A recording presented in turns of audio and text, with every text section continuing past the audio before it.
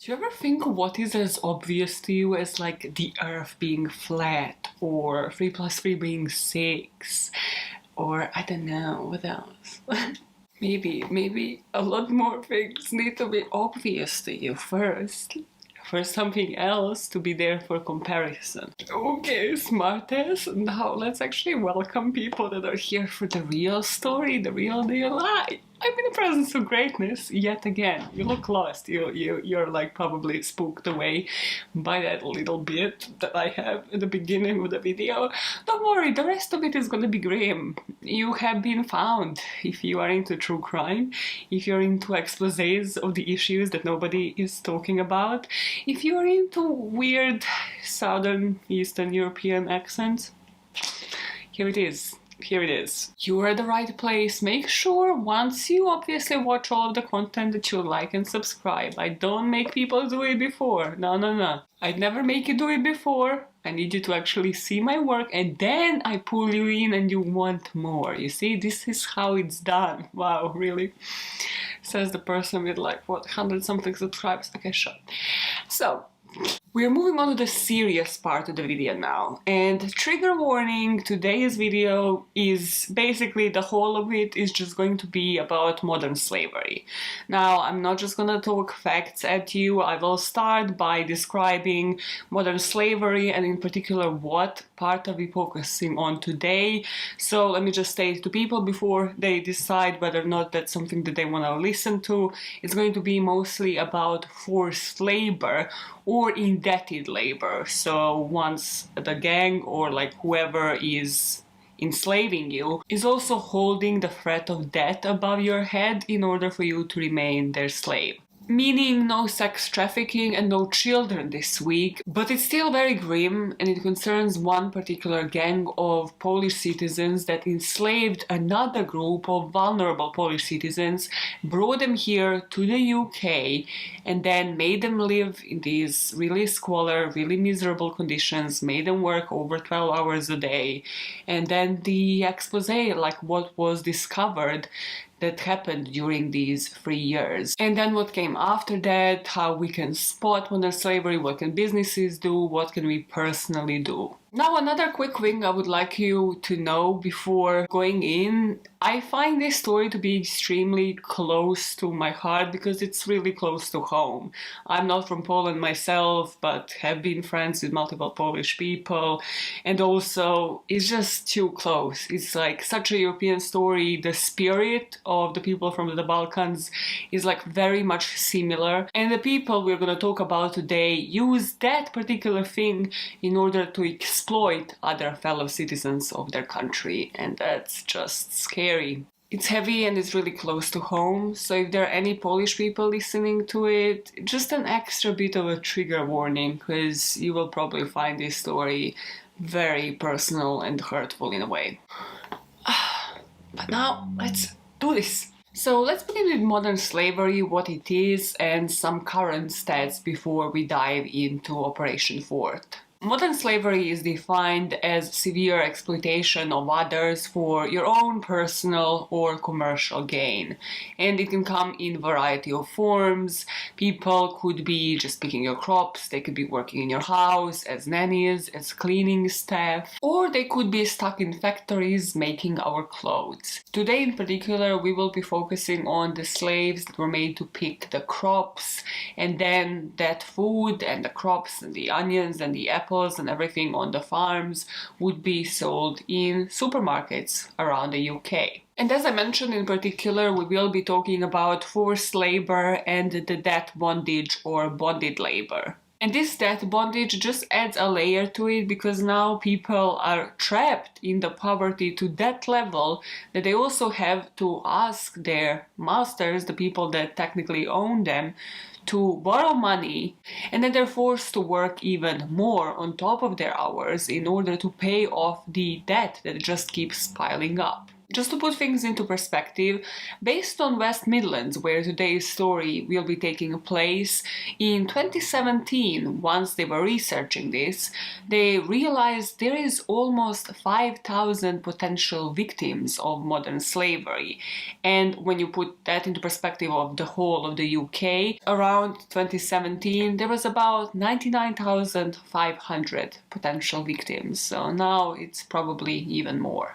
Today we are going to be talking about a Polish gang that trafficked multiple of their citizens, around 400 victims and counting, that the police is just aware of.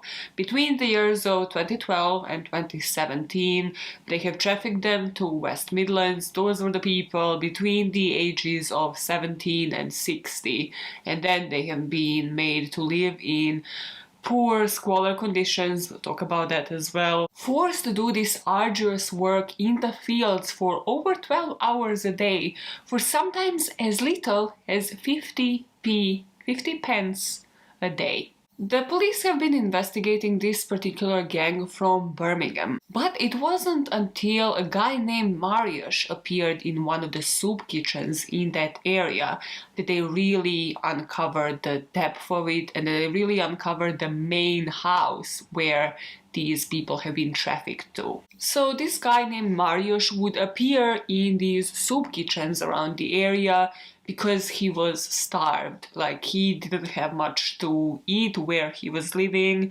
and he didn't speak much English either. So he would appear in these soup kitchens, and he suddenly realized like some people working there were Polish, which meant that he finally found a possibility of actually talking to somebody and telling them about his situation. So on one occasion when he was in this soup kitchen, he just started talking to the people serving them, and he roughly just described the situation and just asked them like, what do I do? How do I get myself out of there? And this person said like, I don't know what you should do, but there are people taking care of the victims of trafficking. There is a Salvation Army. So what I would suggest is just go home, pretend like you have none of this information. Whenever you get the opportunity, run to the nearest police station. Like, don't note anything down. This is how you get to this police station. And once you get there, the first thing you tell them is for them to call Salvation Army for you. And on one evening, Mariusz did just that. He ran from the house, ran to the police station, and just told them, call the Salvation Army. I will explain everything. He was petrified.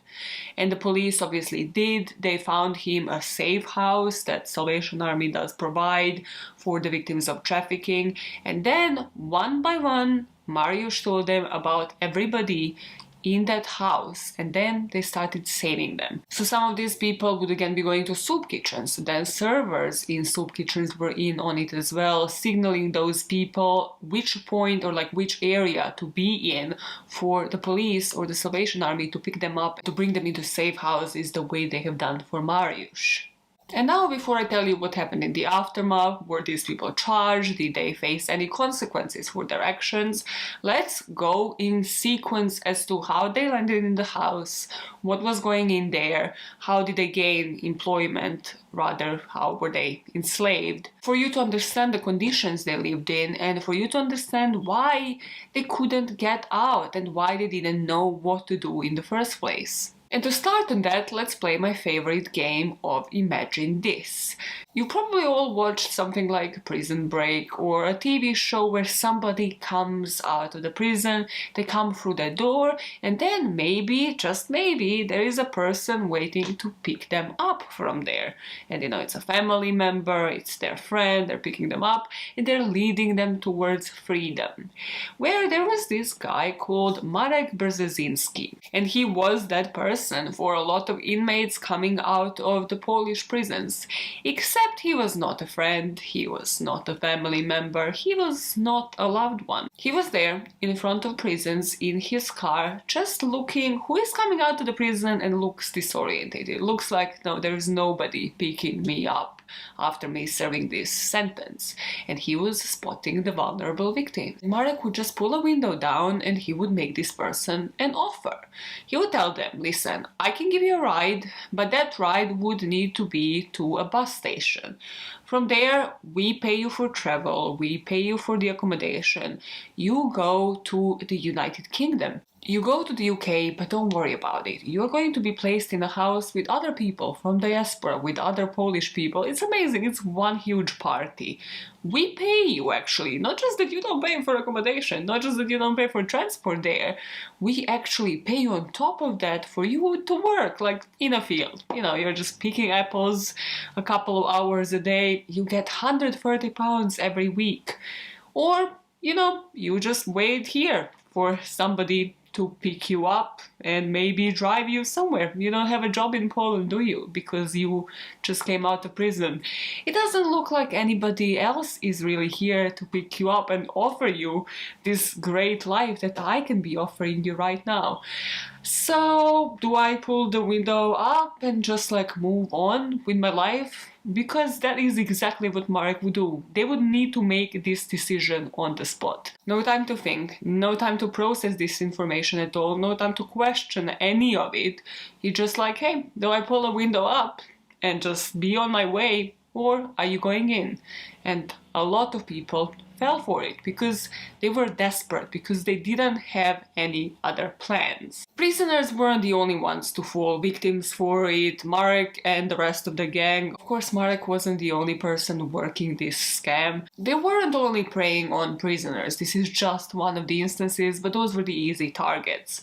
Other easy targets were alcoholics on the street. They knew which areas of which city to go to find the victims they could exploit. Another target group were the homeless people. Again, homeless shelters, just clusters of homeless people in the rough parts of town.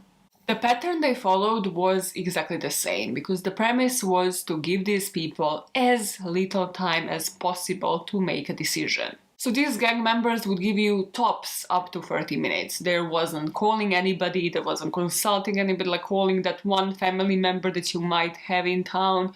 No, you got the offer, it is this amazing glorified offer, and you had to decide on the spot.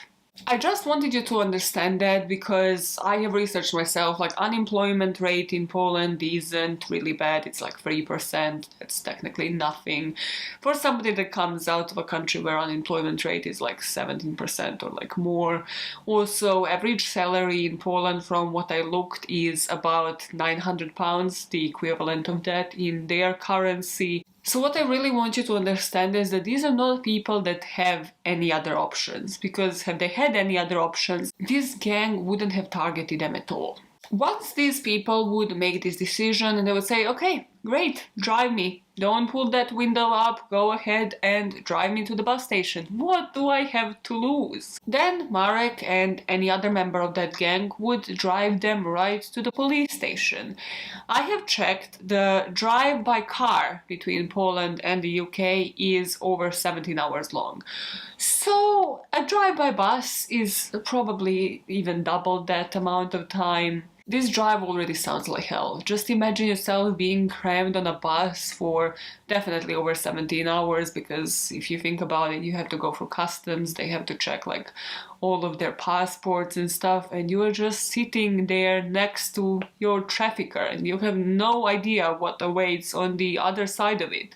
You think you have nothing to lose, but you have no idea what you just got yourself into. This is already where the lying would begin, because of course they would glorify the other side of things and they would tell them like how great they're gonna have it in the UK.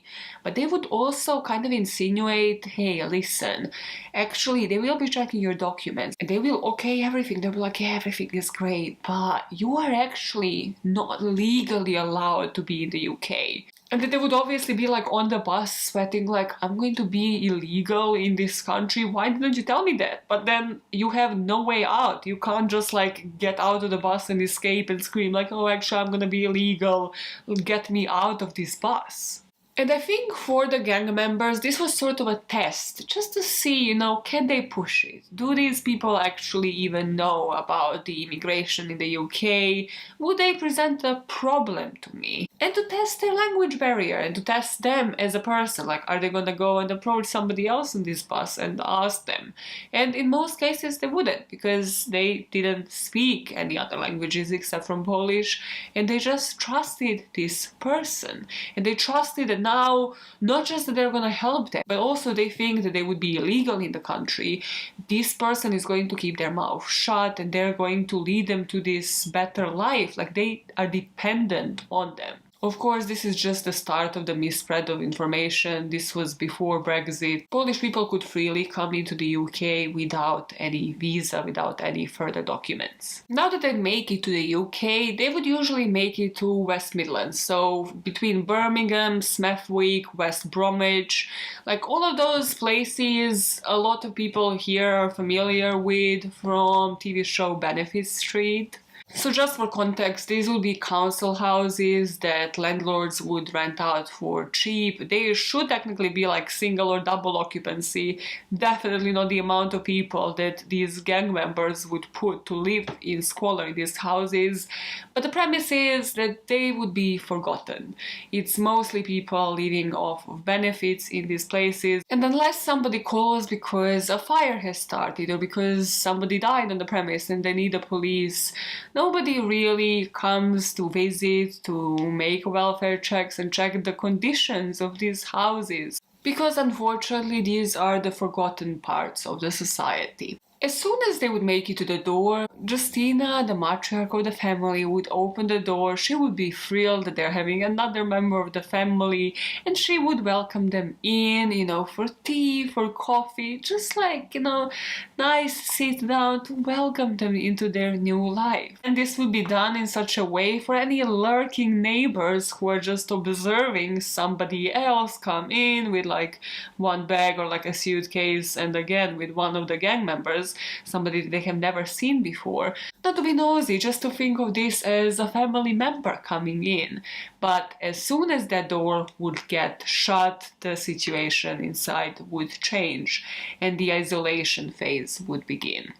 The isolation phase was really all about the dependence and how can they make these victims that they have just pulled into this house believe that they're completely dependent on the traffickers, that their traffickers are ever seeing, that they are present in all of their locations, in all parts of their life, that if they ever even try to escape or give this information to anybody else, that they will end up in the woods, their body is going to end up in the hole, nobody will ever find them. So think for a second about that. If you were the evil mastermind yourself, how would you ensure that something like this happens? If things like taking their documents away from them or diverting money so that all of the money is pulled into the accounts of traffickers rather than the people that are enslaved, you are on the right trail, because this is exactly what they would do. They would take their ID cards, they would register them for national insurance numbers, open bank accounts in the victims' names, using different addresses all around the UK. Depending on the accounts they were opening, here you need a proof of address, so they would forge the address on a thing like utility bill, British Gas, EDF Energy, whatever utility bills they're using, they would just forge the address in order to open yet another bank account. Let me back up there and explain a few things, because if you are from the UK, you're probably already sweating because you just know where this is going. But if you're from the US, you might be confused. National insurance number, I think the equivalent would be social security number in the US. So if somebody gets a hold of your NI number here in the UK and your bank details, they can technically fake your whole identity and just pull the money into their own accounts. This is why it's super important and why all of the banks and institutions like this do require the proof of your address. This, of course, is something that the victims were not aware about. They didn't know of the importance of the NI number. They didn't know how the British system works in terms of employment, in terms of opening their bank accounts. They just had to trust what their traffickers traffickers were telling them. But also, if you're anything like me and thinking about like the bigger picture and thinking about long-term effects here, you also start to see the means towards exploitation here. Because if they open one bank account, they might open further. The traffickers might try to max out their bank accounts, to take loans, to go into overdraft, to just further indebt the victims. Which means even if these victims do get out of the trafficking situations one day, this debt might be something that will be hovering over their heads. And even those victims that would rebel in a way, or not even just rebel, just be like, okay, cool, so my card should arrive via post tomorrow. They might be understanding a bit more of English, they might just be understanding the concept that there should be a physical card arriving to them. So they'll be like, okay, cool, no, like, so the card will be coming tomorrow, I'll wake up and I'll just, get it from the door. Well, then these traffickers honed in on that and realized, okay, maybe some of them might have more knowledge than we thought. So they would barricade the front door or make sure that only they have the access to like the letterbox. So they would sort of make that contraption that would allow them to like have a key, and only they would have the access to any post that would be coming in the name of their victims. Now that they would have full control over their finances and their identity, unfortunately, they would encourage other tactics between other people in this house in order to enforce isolation. Such as they would ask some people that were there for a while, hey, listen, they wouldn't ask, they would demand, I'm using the wrong term here, they would demand for other members to spy on the newbies. They would impose a curfew, and all of those things that they would impose, they could impose because of the back of what they introduced, which was misinformation, which was the fact that all of them are actually illegal in the country. So they had to listen to them, otherwise they're gonna go and snitch on them to the authorities, and then even worse conditions await on them, because you haven't seen the state of British prisons. You should be grateful you're living in a luxury. The British prisons, you're gonna have it rough there. Can't even speak English. All of this would just be enhanced and repeated. And they constantly felt watched and constantly felt like this internal pressure, like they have no control over a single part of their life. Before moving on to talk about their job and the conditions they experienced there, let's just briefly focus on the houses that they lived in, because this is some of the most disgusting pictures I have seen on the internet. You know how here in the UK, when you look for a house on like Rightmove or Spare Room or wherever, like if you were looking to rent ever, you probably encountered some pictures of like your nightmares where you're like, wow, this is going for this rent insane. Nothing would ever match what you would see in these images. Sometimes they would just sleep on the mattress that was probably just also picked from the streets. They would have like one blanket covering them. It would be multiple people per room. It would be completely disgusting, really dirty environment. There is a picture of this toilet online. I wouldn't actually be surprised if this is like removed from a video by YouTube for like community guidelines, just this toilet picture. Because the toilet, just like the rest of the house, was all leaking and moldy, and it was flooded on this occasion. And the way that they dealt with the flood was to put a blanket around it to soak up the water. Because of course, if they ring up the landlord, if they ring up the plumber and they see the rest of the conditions, somebody's gonna report their ass. Of course, just from the looks of that toilet, you can imagine that these people would either have just cold water to shower with, and a lot of times there wouldn't be no heating, no cold water either, so they would have to go to the nearby canals to actually have a wash and just wash themselves and wash their hair. But more than the conditions, this house was just another form of control. Everybody that gave interviews afterwards, I think it was done for a panorama series for BBC, so they made like a series on everything and they included interviews of the victims. They all said that the house was insanely loud at all times. On top of that, you felt like you were spied on, because you were, whether it was just by a visiting gang member, whether it was by the matriarchs of the house, or whether it was just by people living in your own room that you are not sure if you can trust or not, because maybe they have a different bond to the trafficker than you do. But another important thing when thinking about how they use these properties in order to control their victims is that sometimes they would just move them. Middle of the night, disorientated, they would just wake you up and they'd be like, moving time, come on, I'm moving you to another location. And they would do this because the victims would be disoriented, they would be at their most vulnerable, like middle of the night, and they would just move them to another property, put them to like another mattress, another bed, in order for them to, even if they remember the previous address, now have no clue where they are, how far they are from it, so if they do escape, that they can't actually tell the police where they're even coming from, like what house, what location, where is this even taking place, so that they are in the clear.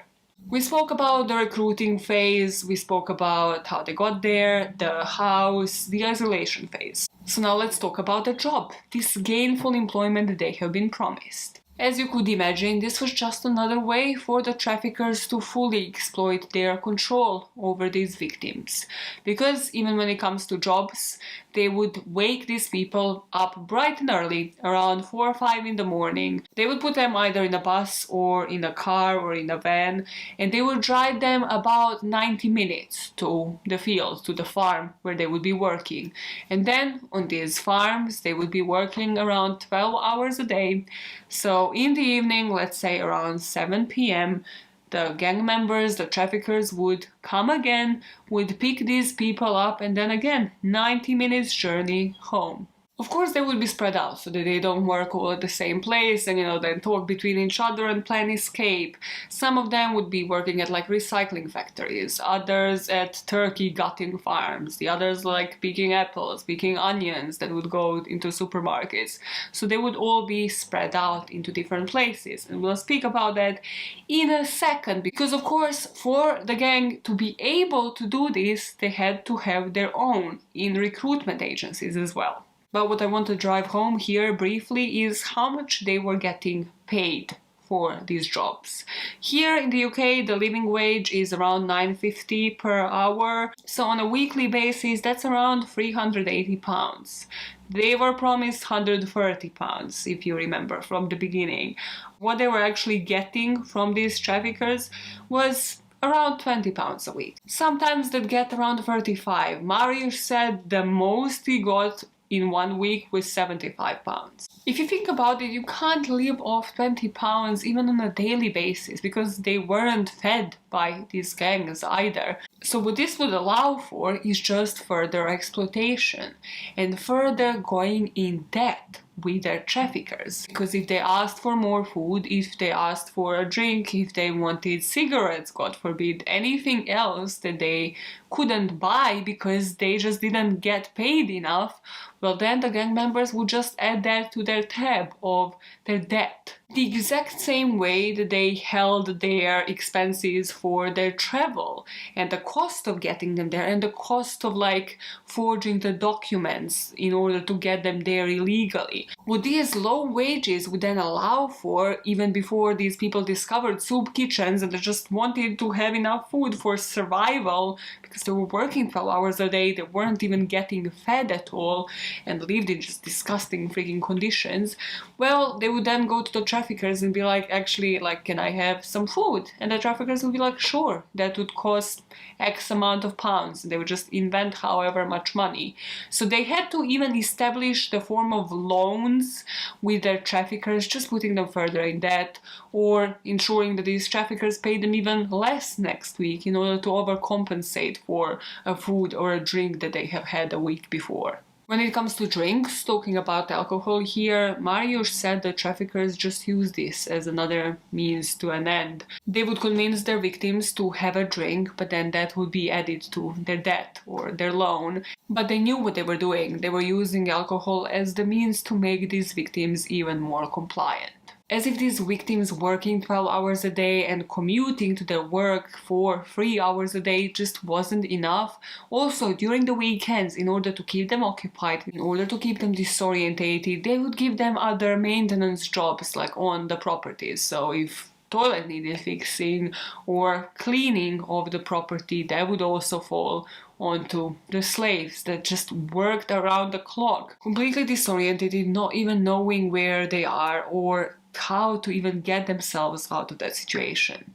How were they able to do this, you might be wondering, and I'm going to tell you, because let me tell you about this bitch. This bitch riles me right up. Okay, there's some people of this gang, all of them are evil, don't get me wrong, all of them are evil, but some of them are next level. And this is not going to end in like a happy ending where we are all happy with the sentences that they have gotten, no.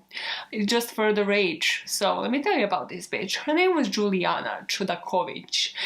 I'm sorry, I'm not sure in Poland do you pronounce J as Y, like in my name, it's not Maja, it's Maya, so I'm not sure if it's Juliana or Juliana, but anyways. She was in a relationship with the guy that would transport people to the UK. Remember Marek? Marek? Yeah. Marek Chovanijek, I think that's his last name. Well, Juliana got herself a job in a recruitment agency, so she was there inside more. And this job allowed her so many things that this is scary on a completely different level if all of the recruitment agencies give this much power to their employees. So she started working for this recruitment agency called eResponse when she was only 19 years of age, and all of her colleagues were impressed with her. And they were impressed with her because she was their highest performer. She would sometimes be onboarding 20 workers at a time. They were like, wow. And all of her co-workers would be there like, wow, how is she doing that? I'll tell you how she was doing that. She was rejecting the actual, genuine, qualified candidates in order to make space and recruit only the trafficked victims. Sometimes she would recruit that many people at the same time that she would use her colleagues' logins in order to onboard them, like under their accounts. There was just no history, there was no login history at this place, there was no history of like who did what last, because they would have realized not only did she use login details but all of her colleagues, which again, how did she know all of these details?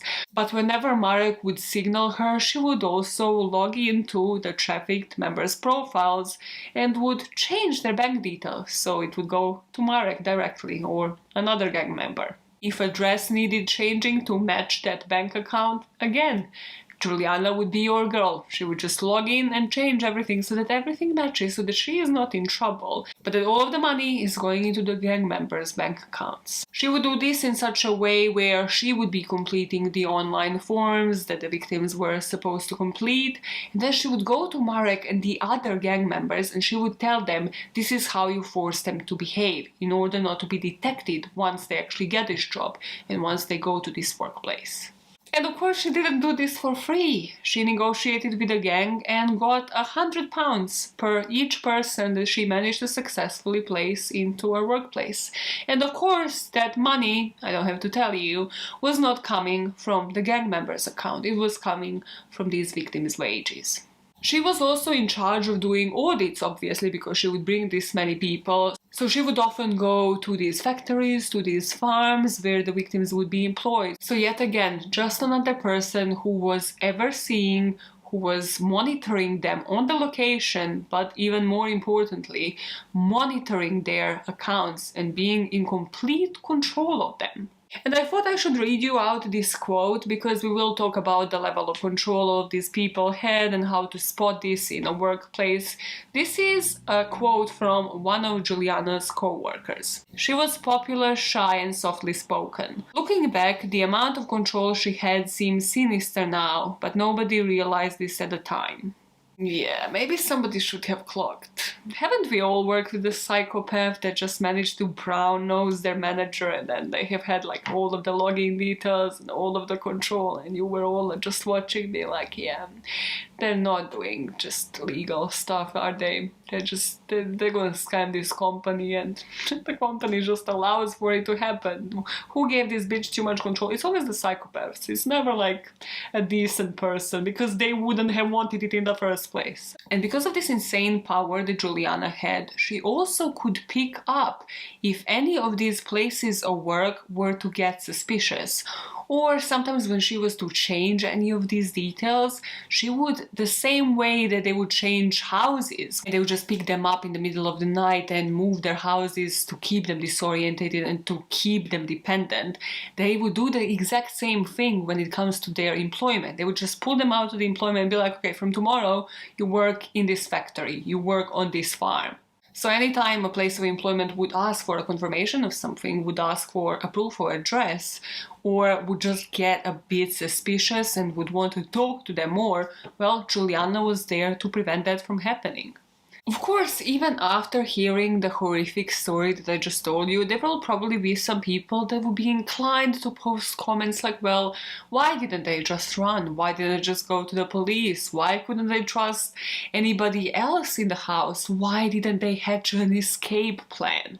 And the reason is that the gang wasn't a stranger to threats, and if the threats wouldn't be enough, they would resort to physical abuse as well. Whether it would be just threats or whether it would be actual physical abuse, they would do it in front of everybody else in the house. It's kind of like killing two birds with one stone. Why would you waste time individually threatening somebody when you can spread enough fear by you beating somebody in front of everybody else, or threatening them by saying, well, we actually have all of your documents and they have your Polish address. And remember how we have those Polish affiliates that are bringing us new people here every week? Well, I'm a phone call away from ringing them up now and sending them to kill your whole family. So you might want to respect us and you might actually want to listen to what we are telling you and not complain. That's the big part. It was all done with an intention to use these tactics to control the wider group of people. Mariusz himself was hurt, they beat him up, they broke his ribs when he complained about the conditions, and he said for some time he actually slept with a knife under his mattress in order to avoid this from happening again.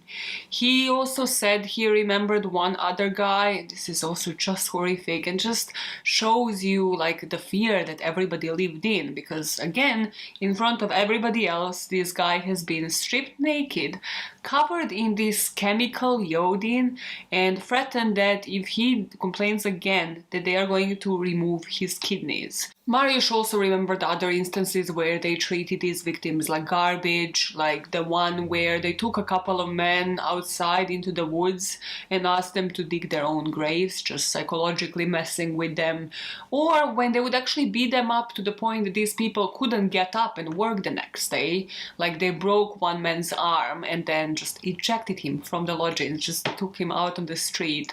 They have done that because that man was of no further use to them. He has to go to work in order for them to pay him, in order for these gang members to pull the money into their own bank accounts and profit off of them. And that is where we have left this story at the beginning, when Mariusz went to the soup kitchen, then went to the Salvation Army and to the police. The police investigation uncovered that the gang actually altogether accumulated about 2.46 million just by opening their accounts, going into overdraft, taking their benefits, and taking most of their wages. So now that the police managed to extract a large number of those people, they actually managed to convince about 61 of them to be witnesses in trial and to just talk about the conditions they have lived in, give evidence as to the names of the gang members, where they worked, how they lived in squalor, the conditions they lived in, how they were forcing them to withdraw money, like everything we spoke about today. They had such a huge heap of evidence that they actually had to split the trials in two. And on 22nd of February 2019, finally, all of these gang members have been found guilty. In total, 8 of them will receive their sentences in June 2019. Our boy Marek was jailed for 11 years for trafficking and conspiracy to require another to perform forced labor and money laundering. Justina, who was the matriarch of the family, was given 5.5 years. Marek, another Marek Brzezinski, that was the guy that was recruiting the workers, he was jailed for 9 years. Natalia Zmuda, who was another recruitment consultant, she was given 4.5 years. Juliana, the evil recruitment bitch we spoke about a lot, was given 5.5 years. But obviously, when these victims spoke up, they didn't just speak about only the gang members. They said, no, they were victims that you would think were just victims, but they were actually spies for the gang. So yes, they were once victims, but then they have completely just turned against all of us. So one such guy called Wojciech was described as a one-time victim, but then has risen to become a spy, and he was jailed for 6.5 years. And then there was another man called Jan Sadowski, and he was given 3 years. Funny how they gave technically a snitch or a spy more years than they gave to some of them. So collectively, I think somebody has done the math, and they have all been given about 55 years altogether. Some of them will be free as soon as next year or the year after. Which is just ridiculous, because you know when these people reach the streets, they're not going to just go, do a minimum wage job? Well, I mean, they probably will need to at some point, but they won't resort to committing to that long term. When once they used to earn the amount doctors and surgeons earn, this is not going to be enough for them. At the sentencing, the judge also made sure to impose the Slavery and Trafficking Prevention Order, or STPO. And this is to last for 9 years after they're released from prison. This is like some new civil order that the government introduced where they can track their activities, and if anything sort of like is a red flag, it pops up on the system so that they're in some way controlled. But again, if these people were this skilled to go undetected for so long, I'm just scared that this might repeat itself, the way it's getting repeated and going undetected in 100,000 other cases. But these were not the only people to face justice, because if you're anything like me, you were like, what about the landlord, Maya? What about the person that allowed them to live in these squalor conditions that you have showed us on the screen? This is disgusting.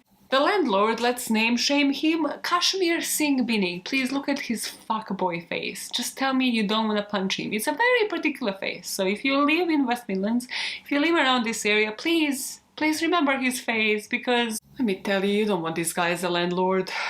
He rented out at least 3 of the locations used by the gang, and also allowed for the multiple occupancy, even though these houses were registered to have single tenants, like 1 tenant, not like 20 in them. He only got fined, so he was ordered to pay £14,000 in court costs, and he also got a 5-year order binding him by different conditions, including that he can't accept cash payments from tenants and must provide local authorities with tenancy agreements with occupants' details, like signed, and actually have that money then go into his bank account so that that can be tracked. But yeah, I don't think from anything I've read that this guy served a day in prison.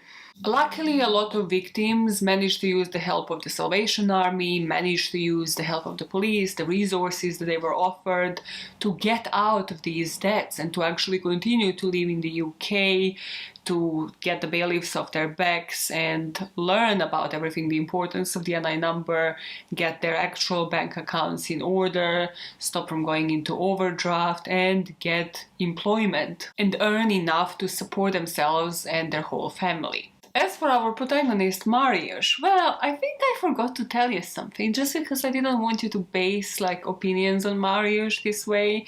But Mariusz was in some trouble with the police in Poland. I'm not really sure on what charges. So once they actually uncovered this story and the police found his documents on the location, well, then the Polish police issued the warrant for his arrest. But I think the British police kind of liaised with them, explained the situation. So Mariusz only served a year in prison in Poland, and he said, it's fine, I've been through worse. Which honestly you could believe, man. Even prisons look like decent accommodation compared to what these people have been living in. So that's it on the story of the Operation Fort and the story of the Polish gang. But now let's discuss a couple of things, like how could have this been spotted by different organizations, by banks, by employers? And finally, how it can be spotted by us, because I can only personally affect any single one of you watching this video. I can't affect a company, an establishment like Sainsbury's or off license. And that's in particular what we're going to talk about now. So how were the employers supposed to pick up on this? So something that is done regularly, for example, in my company, but I'm not sure that it's done in other places. So right now I work for customer service, as you a lot know, because I complain about it and I want to get out of it. Doesn't matter, personal story. But I work self-employed, like employed by this agency, and they always check up, like every couple of months they're still like, hey, can we check up on the address again? Can you confirm the address for us? And can you confirm your bank details just so we know it's you, it's under your name. The same applies to contact numbers. When you have to give next of kin or like emergency contact information, a lot of them would give the exact same one, and that just was never flagged up by the system. So even just confirming that the bank account is under the name of the actual person and that they live under the same address, or if they have moved, that they have another legitimate proof of address to back that up, is crucial. It's essential. Like all of these employers should have been checking on that. Obviously, this has like trickled down from the employment agency that Juliana and Natalia were controlling, but their managers should have been doing audits on them. Like, sorry, what do you mean you have the login details of all of your colleagues and you're logging in as everybody? Nobody's logging in like your input history on there, and nobody's logging in these discrepancies, because these discrepancies in terms of bank details, national insurance numbers and addresses should have been picked up by the agency, because these two women were just willy-nilly changing them up as it pleases them.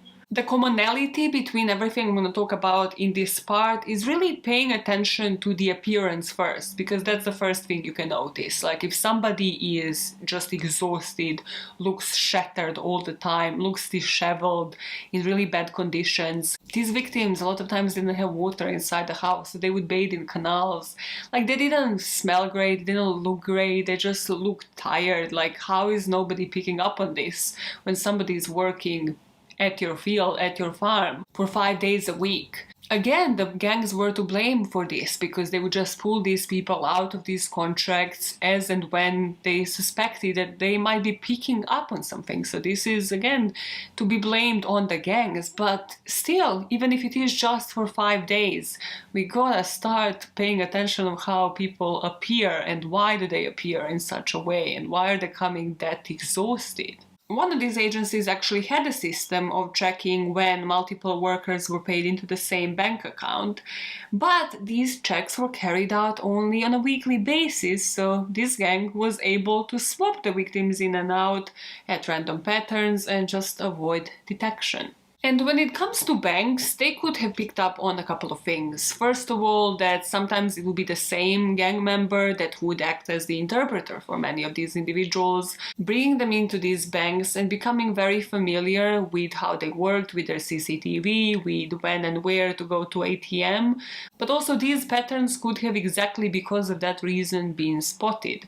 So like bank tellers should have been aware, hey, we have seen this guy with like 10 different people. Why is he helping all of these people open these accounts? Or hey, this guy is always literally right next to the person when they're withdrawing the money from their ATM machines. Why is that? And something somebody could have definitely picked up on even before this investigation is the amount of calls that the Department for Work and Pensions was receiving from the same number. So they got about like 70 calls from the exact same number, because again, these people are not geniuses. That's the reason why I'm so concerned it's going undetected, because none of these people is particularly smart. Some of them are cunning, some of them are more cunning than the others, but a lot of them just make really basic mistakes. So every time these people would be calling to make applications for benefits, they would be calling from the exact same number, exact same house, just giving different address and giving different names. Now let's talk about the actual businesses. So not the workforce, not their workplace and where they were working, but more like where that food was going to. Because that is truly what modern slavery is all about, isn't it? When you're buying something from a shop that costs ridiculously cheap, you should probably know that the person that was making that shirt, that was picking that fruit, has not been paid fairly at all. So after the Operation Ford brought these people to justice, anti-slavery commissioner Dame Sarah Thornton actually sent correspondence to 15 retailers expressing her concerns and asking what measures these companies are taking, and for them to basically send them any policies, anything, how it is represented, how it is shown to the public. So she sent emails to Sainsbury's, Tesco, Aldi, Asda, Waitrose, like all of these supermarkets that you can think of. And you're hearing this now and you're like, aren't those like the biggest supermarkets in the country? Of course they're going to have something anti-slavery. Of course they're going to have a bunch of happy people. They're going to have these policies available online. They're going to be ready to respond to the commissioner. And why are they going to have to do that? Because they have the resources. Because by the Modern Slavery Act that was issued in 2015, only the businesses with a turnover of 36 million or more are legally required to publish a statement on how they're tackling modern slavery across the operations and in supply chains. So what I read from that is that smaller businesses aren't. They don't have to do any of this. So if somebody's picking up potatoes, picking up onions, loading up apples into the trucks for 50p a day for that fruit or vegetable to end up in a smaller market, nobody will know about that because that smaller market, that off-license, will not have such a policy. They won't have a website, let alone such policy somewhere published online. Just some stats for you to further represent the scope of this issue. Less than a fifth, 19% actually, of the UK agricultural companies currently comply with the Modern Slavery Act, with only 50% publishing a statement, 38% of which actually complied to the law. So not even all of the statements complied to the law that was supposed to be in place. And even when they do comply, it just seems like it is either super ambiguous and nobody still knows how you should actually comply and what these policies should entail, because 7 out of 10 FTSE 100 companies, so Financial Times Stock Exchange companies, are failing to report sufficient measures to comply with the Modern Slavery Act, and they're scoring below 40% when judged on the risk assessments surrounding anti-slavery, due diligence, and training or any policies involved. And one important thing, the Act obviously allows the government to impose sanctions to all of these companies, but to date, it has never been done, despite them promising that they will name and shame over 17,000 organizations. So I can sit here and be enraged and scream at banks, at businesses, and why they're not changing anything, why they're not doing the bare minimum of due diligence. But instead, I'm going to give us some tips, me included here, because obviously I researched this so that I can know myself, in order how we can spot this if we ever face somebody that you might be suspicious but you are not sure, and what to do in those instances. Taking into consideration everything we spoke about today, a lot of these victims will look unkempt. They will either have BO or will look disheveled, will look very much shattered, and will usually be accompanied by somebody else. That is an important part. So if you're ever on a bus or somewhere and it just looks like somebody is controlled by the other person, like that person is paying for their travel, is pulling out the oyster, pulling out the cards, while the other person doesn't even instinctively go to the bag to take the documents, or you can just see that they don't have any documents on them at all, and it just looks like that other person is controlling them completely. Also, if they look like they have been physically harmed, they're struggling to move, or they have any bruises, and they just look like a submissive person while this other person is speaking on their behalf. So this can again be in different kind of situations, whether it is travel, whether it is banks, whether it is employment agencies, whether it is workplace.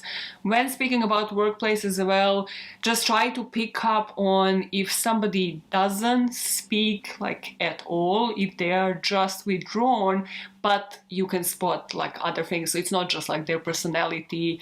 If they're getting picked up and dropped off constantly by somebody, this would be great to just pay attention to, even in cases of domestic violence, like not even trafficking. Like this is something we should actually be attentive to. If somebody's just being dropped off and you look at them and they seem like they have been unkempt, they haven't showered, like they have bruises all over, most definitely something is going on that should be reported to the police. Of course, if somebody is actually talking to you, try to pick up on certain patterns, like do they have their own documents? Do they know their own address? Do they know the importance of things like NI number, paying taxes? And also be really attentive to hear in those situations where you're picking up red flags, if somebody is mentioning anything to do with that, like, hey, I'm actually only getting 20 pounds, when you know, like for the job you are doing, you are getting, I don't know, 380 pounds a week. Or if they're mentioning something that doesn't meet like the living standard in the UK. Actually, once I get paid, this person takes all of my money and keeps it away from me, or I only get paid 20 pounds a week, or I need to ask them for money and I'm building out debt and like I have these loans formed with this person. And something I would personally do is ask these particular questions, like, can you confirm your address for me? You know, just like do it subtly, like, can you confirm where you live for me? You know, I would like to come visit, like hang out after work, and then see how they react, because then you can spot like some red flags immediately. Or again, in order for nobody to get spooked, just have like a normal conversation that is easy to understand, because there would be some language barrier there as well. But you know, when you're having like group conversations at work, maybe start talking about holidays and where they have went for, you know, their holiday, like what do they do on their days off. Something that can't be misconstrued if somebody else is listening in. Make sure you listen to pick up any answers, like somebody might have taken my documents, I might not be having days off at all, or me and 20 other people I live in with have never been on holidays, we don't have enough money for anything. Unfortunately, because of the conditions, because of the kind of work that these people are doing, you might never actually have the option to even strike up the conversation. So that's why it is important to pick up on any of these external flags in any circumstance and in any situation, and just to be vigilant. And I'm going to put the number on the screen. And also in the description box, I'm going to put the links for Hope for Justice and for the Salvation Army. They have helplines that are available 24/7. So if you do witness anything that you suspect might be related to any forced labor or any other form of modern slavery, just call them. Just call them and just point this out to them. They will know what to do, and they will tell you, okay, you might be exaggerating, it might be this, or they're gonna be like, where have you seen them? Let's dispatch somebody to do a welfare check. Because at least then you will know something is going to be done about this. And just imagine, if you actually do spot a red flag, you might save other people's lives. Had anybody conducted a welfare check in this situation, they would have saved like all of those people at one of these locations. And then it's like a domino effect, because saving all of those people at one of the locations would then lead to people discovering other houses, would then lead to people discovering of this landlord, would lead to people getting names of the gang members from the victims, which would have meant that something like this would not have lasted for as long as it did. But that is the story of the day. Sometimes they just don't end well, do they? And they are just there for us to actually face a reality check and to know that this is happening. This is the reality for so many people. So the more we speak about it, the more we hold people accountable for things, the more change we can bring on this front. But that's it from me. I'm going to leave you some weird outtakes. I don't want to call them funny or hilarious, because they were weird as hell today. And I will see you, I think, in a few days. I think you have a God bed coming this Wednesday, if I'm not mistaken. So make sure you have that bell on. You like this video if you like this type of content, if you like this expose talking about things other YouTubers might not, and you subscribe to the channel. And I will see you in a couple of days. And now, goodbye. Goodbye. You need an outro. You need like the car that plays the music. Get up, get up, get up. The car that plays the music. That's what you call it? You mean the end credit? You mean the cast of all of the alter egos that were in this room? Yeah, get up. I was eating chocolate. I have chocolate around my mouth because nobody will see it as chocolate. Yeah, people will see it as eating ass. Thanks for clarifying. Nobody would have figured that out.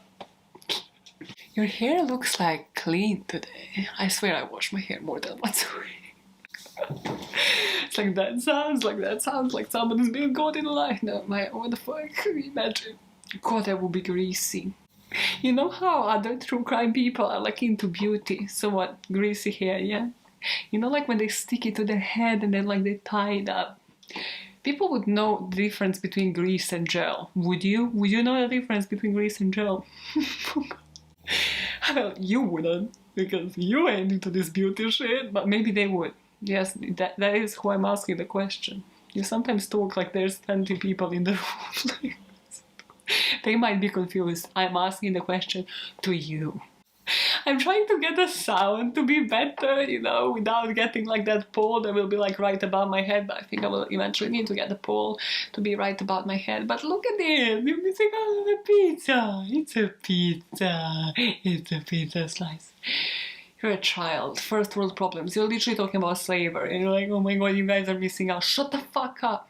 Now that you have outtakes, actually, does anybody know on Canon cameras, I think this is 60D, how do you make sure that it doesn't like time out on you? Like, I have tried, I have set up everything that there is in functions, and still, it just switches off on me around 11-12 minutes in, which is also really random. Like, why 11-12 minutes? You gotta question everything. So yeah, hit me up in the comments if anybody knows that. What was that? Was that English? I don't think that was English. I don't think that was English. Hit me up in the comments if anybody knows the answer to my questions. Questions is not an English word. Oh my god, I can't speak today, can you? Jesus! Jesus, I'm gonna help you with the language. You need to go to the logopedo or whatever. The what? The logopedo. Start from day one, Maya. Start from day one. A, B, C, D, E, F, G. That's not how you pronounce letters. Somebody save me from myself. That should be a song. This probably is. It probably is. It's 2021. There must be a song that's called Save Me From Myself. Wait. Spotify? This is a story about slavery, Maya. Save me from myself. Yep, Christina Aguilera has a song, Save Me From Myself. Harry J, whoever, yeah, there is. Whoever. The shade. You can't put shade onto people.